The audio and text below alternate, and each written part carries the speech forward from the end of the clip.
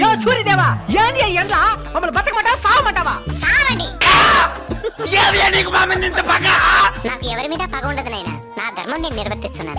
ఏంది నీ ధర్మము? మమ్మల్ని చంపేసేదా? మరి మీరు చెట్లను చంపేసినప్పుడు ఈ ధర్మం ఎక్కడికి పోయింది నాయనా?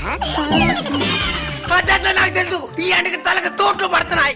మీరు వాడి ఏసీల వల్ల ఓజన పరికి ఎప్పుడో తూట్లు పడింది నాయనా.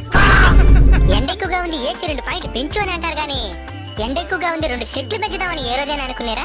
అంటే అది చెరువులు కూడా ఎండిపోతున్నాయి స్వామి. నీళ్ళుండాల్సిన చెరువులో నిలువెత్తి బోడాలుంటే ఎవరేం చేస్తారు నాయనా? అడవులు కూడా ఎండిపోతున్నాయి స్వామి. మరి అక్కడే కదా నేను అపార్ట్మెంట్లు కట్టాల్సిందే. స్వామి ఈ ఎండ నుంచి బయటపడేదానికి ఏదైనా మార్గం చెప్పు స్వామి. వృక్షో రక్షిత రక్షిత.